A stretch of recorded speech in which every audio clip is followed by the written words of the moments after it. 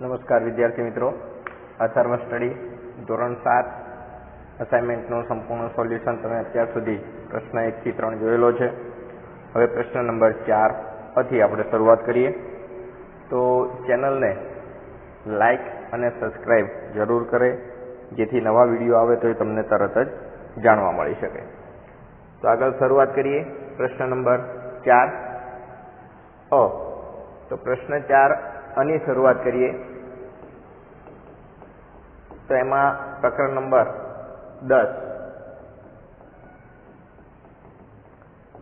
પહેલો પ્રશ્ન છે. તમે બાજુમાં જોઈ શકો છો કે જો x બરાબર 1, આપણે x બરાબર 1 અને y બરાબર -1 મૂકવાના છે અને એની કિંમતો મેળવવાની છે. તો એમાં પહેલાનો જવાબ x નો વર્ગ માઇનસ y નો વર્ગ છે.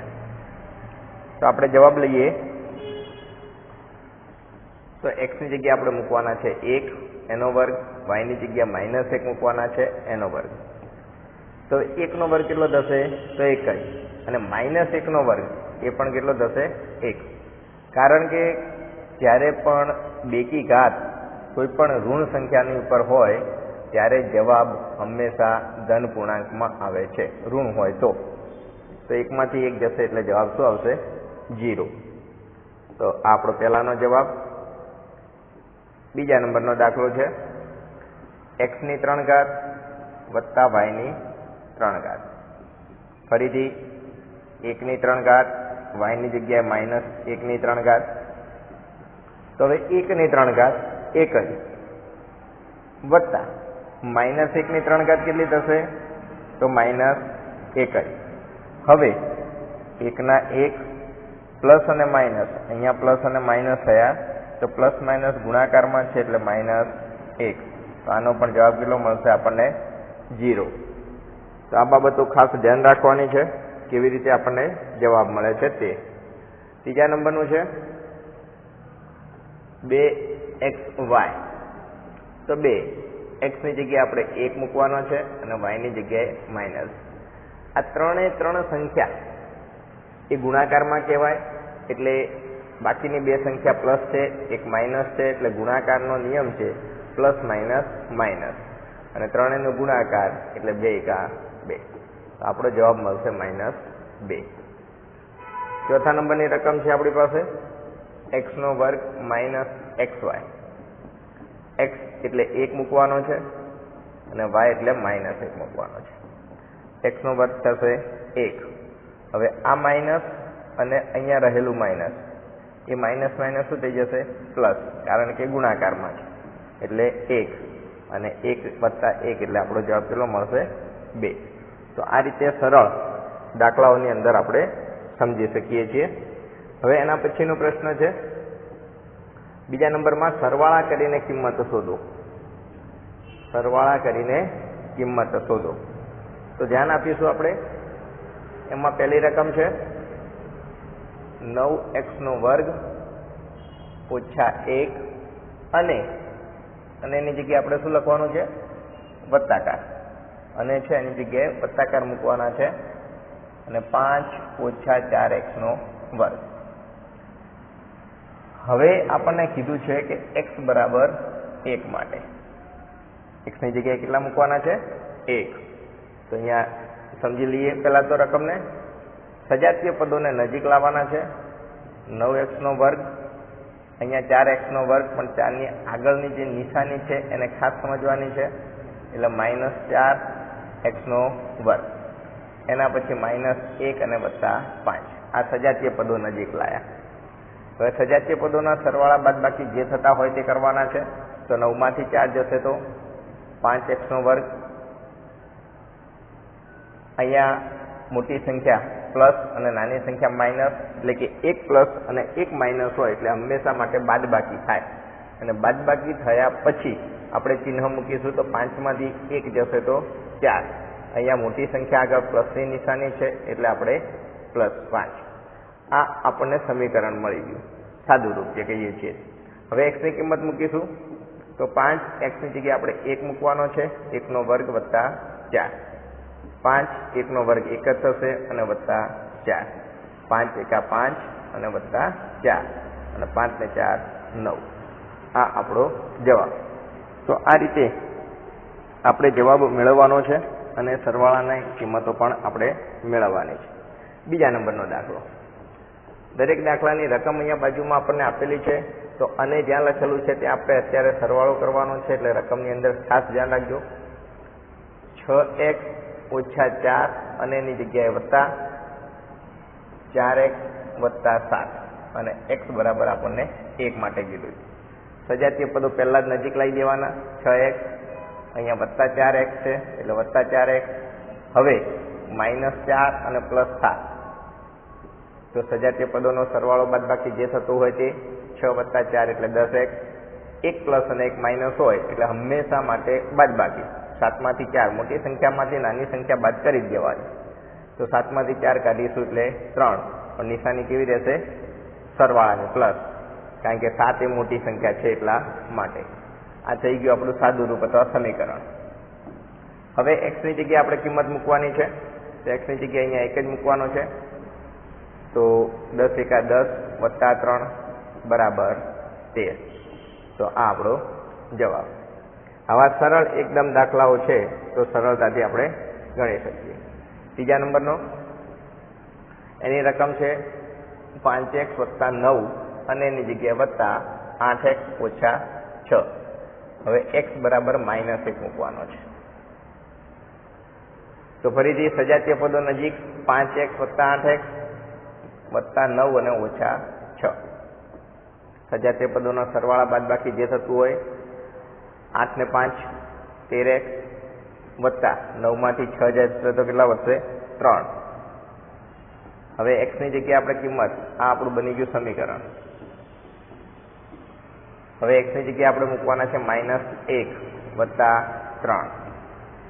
તો -1 એટલે 13 એકા 13, પ્લસ માઇનસ માઇનસ થઈ ગયું અને વત્તા 3. ચલો 13 માંથી 3. હવે દેખો એક માઇનસ અને એક પ્લસ આવ્યું, હંમેશા બાદ બાકી. 13 માંથી 3 કાઢી જ દેવાના. 10, 13 એ મોટી સંખ્યા છે, એની આગળની નિશાની માઇનસની છે, એટલા માટે જવાબ પણ આપણો શેમાં આવશે? માઇનસમાં. તો આ રીતે આપણે સરળ દાખલાઓ ગણવાના છે. ચોથા નંબરનો,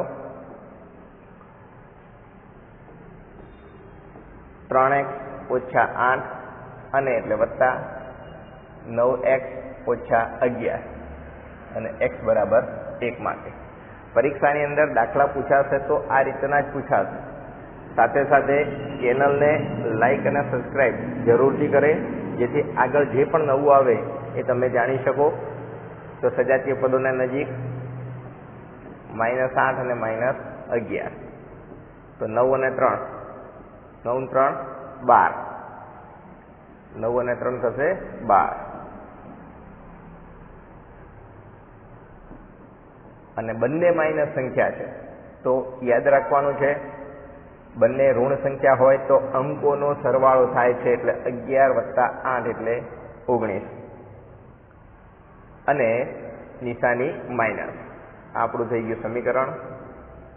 હવે x ની જગ્યાએ કિંમત મૂકવાની છે. 12 કૌંસમાં 1 માઇનસ 19. 12 એકા 12 માઇનસ 19. ચલો એક પ્લસ, 12 ની આગળ કઈ નિશાની ન હોય એટલે આપણે એને પ્લસ લેવામાં આવે છે. ઓકે, અહીંયા રકમની અંદર વેરી ગુડ, રકમમાં -1 મૂકવાના કહેલા છે. તો અહીંયા -1 મૂકીશું તો અહીંયા -12 થશે. બંને સંખ્યા માઇનસ થઈ તો બંનેનો સરવાળો અંકોનો એટલે 31. બંને ઋણ સંખ્યા છે એટલે જવાબ પણ માઇનસમાં આવશે, એટલે -31. આવી બાબતોનું ધ્યાન રાખતા રહો એટલે તમને પણ મજા આવે. તો આપણા સરવાળા પૂરા થાય છે. હવે બાદબાકી. તો બાદબાકી કરવાની છે. ત્રીજા નંબરનું છે. બાદબાકીમાં એક બાબત ખાસ ધ્યાન રાખવાની છે. કઈ બાબત છે? તો ધ્યાનથી જોઈ લઈશું. 3x નો વર્ગ રકમ છે વત્તા 5x વત્તા 2 માંથી, એટલે હંમેશા માટે માઇનસ કરો ત્યારે કૌંસ કરવો ફરજિયાત છે. કેમ કૌંસ કરવો ફરજિયાત છે એની પણ આપણે વાત કરીએ. અહીંયા x બરાબર આપણે મૂકવાના છે -1. હવે જોજો, રકમ એમની એમ પહેલા તો 3x નો વર્ગ વત્તા 5x વત્તા 2 માઇનસ કર્યું કૌંસ એટલા માટે કરવામાં આવે છે કે કૌંસની અંદર રહેલા ચિહ્નો બદલાઈ જાય છે. તો માઇનસ છે એટલા માટે 6x માઇનસ હશે ને આ માઇનસ પ્લસ, આ માઇનસ અને પ્લસ એટલે માઇનસ ગુણાકારના સંબંધમાં છે એટલા માટે, અને 4 એટલા માટે આપણે આ પ્રયત્ન કરવો પડે છે. હવે સજાતીય પદો નજીક 3x નો વર્ગ કોઈ વર્ગવાળું પદ નથી, વત્તા 5x ઓછા 6x વત્તા 2 અને ઓછા 4 જે પણ સજાતીય પદ નજીક લઈ જાઓ એની આગળની નિશાનીને ફરજિયાત એની સાથે લઈ જવી પડે છે. તો સજાતીય પદો સરવાળો બાદબાકી જે થતો હોય તે, તો અહીંયા 5x ઓછા 6x છે, નાની સંખ્યા કરતાં મોટી સંખ્યાની માઇનસની નિશાની છે, 1 પ્લસ અને 1 માઇનસ હોય એટલે હંમેશા બાદબાકી. 5 માંથી 6 જાય એટલે 1 વધે, આપણે 1 ને દર્શાવતા નથી. અહીંયા પણ +2 છે અને -4 છે, તો 2 માંથી 4 જશે તો કેટલા વધશે? 2, પણ એ કેવા વધશે? માઇનસ. હંમેશા 1 પ્લસ અને 1 માઇનસ હોય એટલે બાદબાકી જ કરવાની છે, અને બાદબાકી કર્યા પછી આપણે ગણતરી કરવાની છે. આ આપણું થઈ ગયું સમીકરણ. હવે x ની જગ્યાએ કિંમત મૂકવાની છે, 3 કૌંસમાં -1 નો વર્ગ માઇનસ -1 અને -2. તો 3 એમના એમ જ, -1 નો વર્ગ પ્લસ થઈ જશે, કારણ કે કોઈ પણ ઋણ સંખ્યા હોય એટલે કે -1 ગુણ્યા -1 બે વાર થાય તો ગુણાકારની અંદર માઇનસ ગુણ્યા માઇનસ પ્લસ થાય છે ને, 1 એકા 1 થઈ જાય છે એટલા માટે. ફરીથી આ બંને માઇનસ માઇનસ ગુણાકારમાં કહેવાય છે એટલે એ પણ કેવા થઈ જશે? પ્લસ અને -2.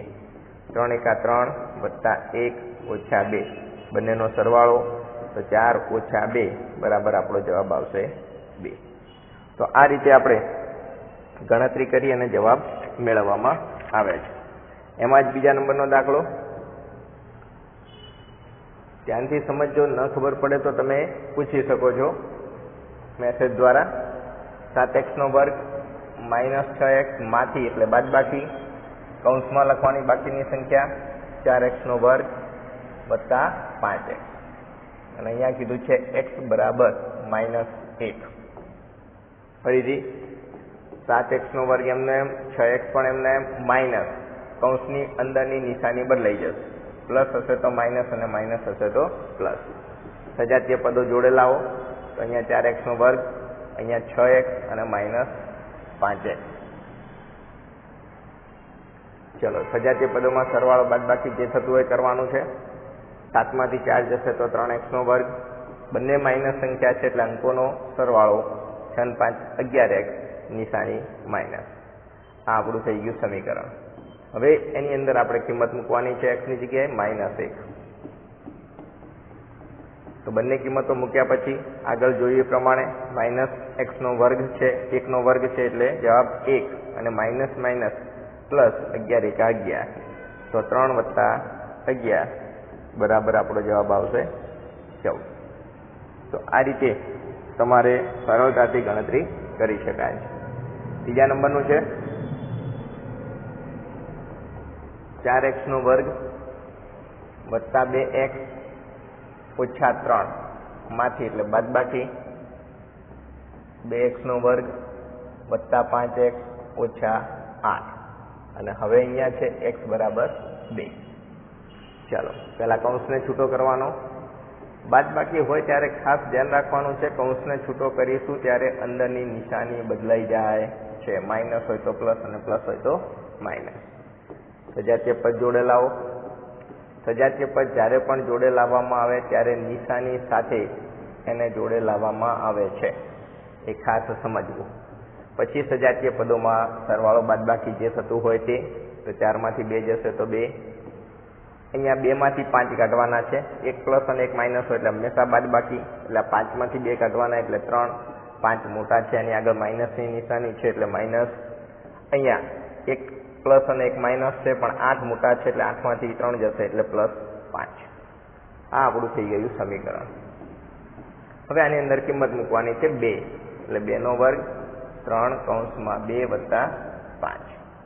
ચલો 2 નો વર્ગ એટલે એકની એક સંખ્યાને 2 વાર ગુણવાનો, 2 ગુણ્યા 2 એટલે 4, અહીંયા 3 દુ 6 વત્તા 5, 4 દુ 8 ઓછા 6 વત્તા 5.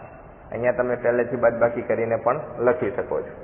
હવે અહીંયા પણ અમુક બે પ્લસ ને ભેગા કરીને પણ ગણતરી કરશે, અમુક આની બાદબાકી અથવા આની પહેલી કેલ્ક્યુલેશન કરશે તો કોઈ પણ કરી શકાય છે. 8 માંથી 6 કાઢીશું તો 2 અને વત્તા 5, તો 5 ને 2 7.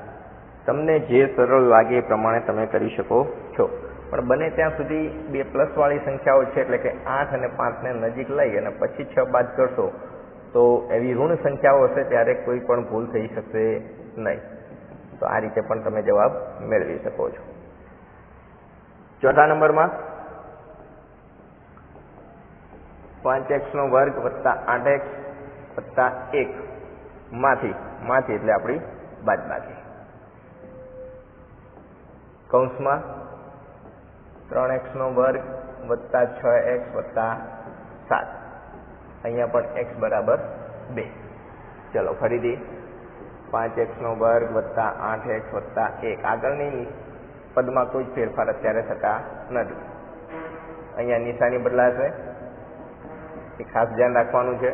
સજાતીય પદો નજીક 5x² ઓછા 3x² વત્તા 8x ઓછા 6x વત્તા 1 અને ઓછા 7. સજાતીય પદોમાં સરવાળો બાદબાકી જે થતું હોય તે 5 માંથી 3 જાય એટલે 2x², 8 માંથી 6 જાય એટલે પણ 2x, અને 1 માંથી 7 ના જાય એટલે 7 માંથી 1 જાય એટલે 6, પણ કેવા માઇનસ, કારણ કે 7 એ મોટા છે અને એની આગળ માઇનસની નિશાની છે. હવે x ની જગ્યાએ આપણે 2 મૂકવાના છે, તો એ મૂકી અને આપણે ગણતરી કરીએ. તો 2 નો વર્ગ કેટલો થશે? 4 વત્તા 2 દુ 4 ઓછા 6, તો 4 દુ 8 વત્તા 4 ઓછા 6, બંનેનો સરવાળો 8 ને 4 12 ઓછા 6 બરાબર 6. તો આ રીતે આપણને જવાબ મળે છે. તો સરળતાથી આપણે દરેક દાખલાઓને જોયા અને તમને ખ્યાલ પણ આવ્યો હશે. હવે આપણને ચોથા નંબરનો એક પ્રશ્ન આપેલો છે કે નીચેની બાબતોની પદાવલી લખો. હવે આ જે પદાવલી લખવાની છે એ પદાવલીઓની અંદર આપણે સીધો જવાબ પણ લખી શકીએ છીએ, અને જો ગણતરી કરીને લખવાનું કહેવામાં આવે અથવા સમજવા માટે તમારે લખવું હોય તો તમે લખી શકો છો. તો આપણે જવાબ અહીંયા બાજુમાં જ લખીએ દરેકનો. તો પહેલા નંબરનું પ્રશ્ન નંબર 4, તમારા ચોથા નંબરનું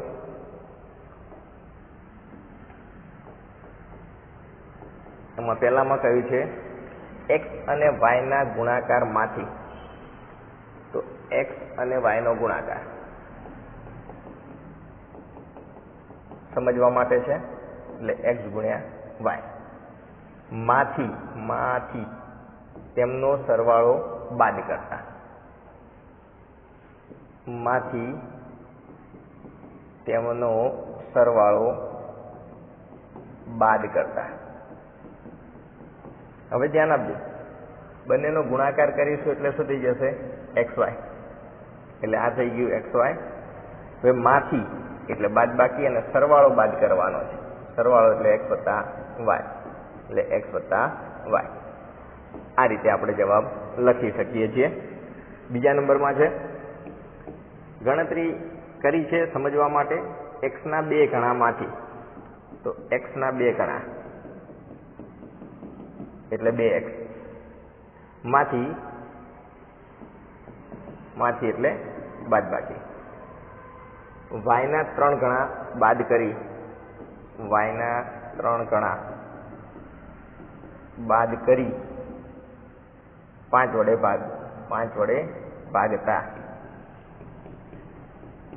હવે y ના 3 ગણા એટલે 3y અને એને 5 વડે ભાગતા.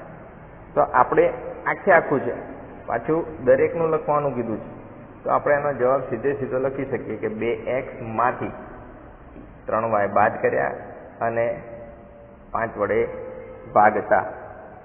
તો આપણો અહીંનો જવાબ મળશે. ત્રીજા નંબરનો x માંથી y બાદ કરી પરિણામના અડધામાંથી 5 બાદ કરતા.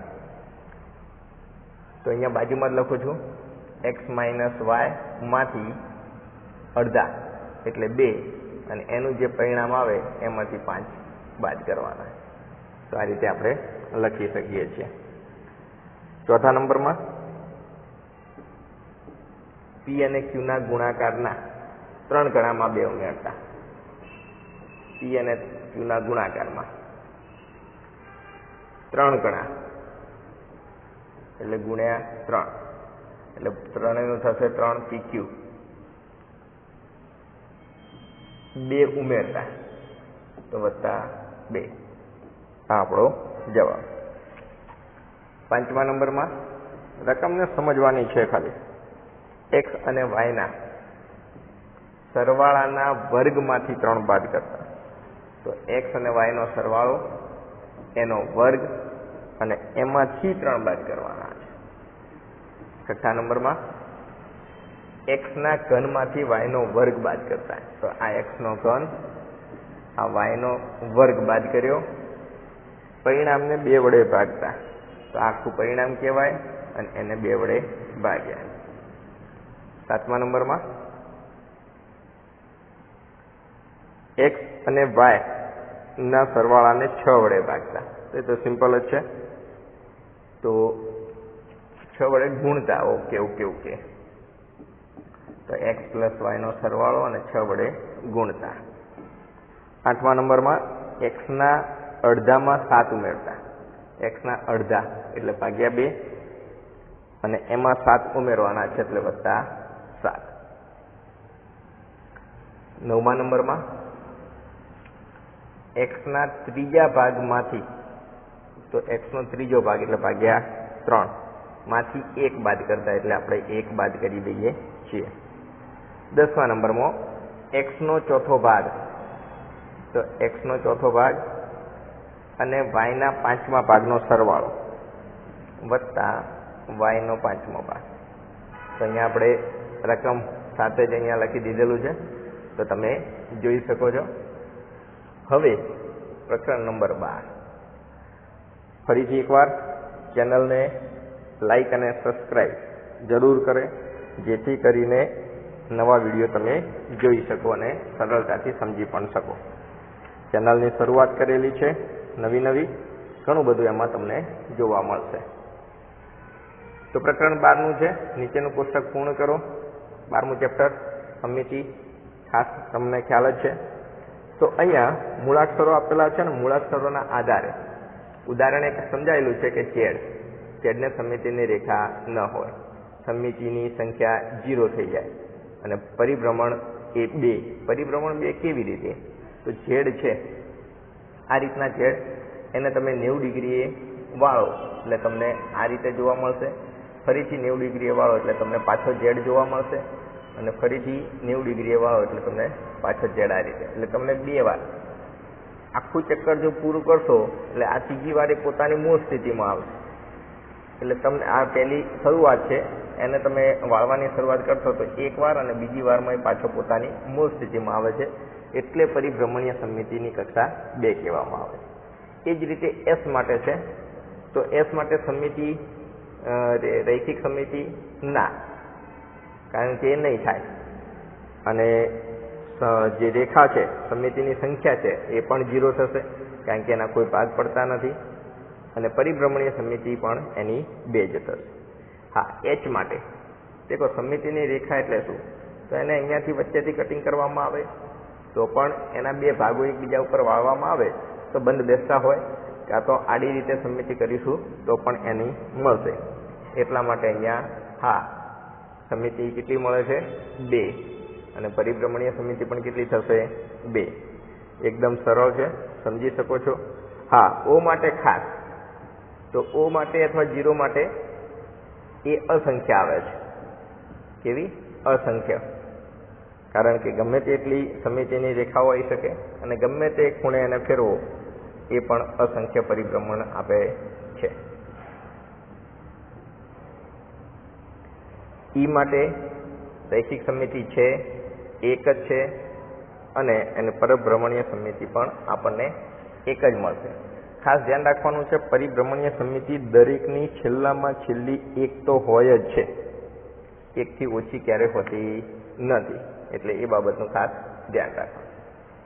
ચલો, પ્રકરણ નંબર 8, પ્રશ્ન 4b. એને આપણે પછી લઈએ નેક્સ્ટ વિડીયોની અંદર. તો આટલા સુધી રાખીએ. ફરીથી ચેનલને લાઈક અને સબસ્ક્રાઈબ જરૂરથી કરે. ધન્યવાદ.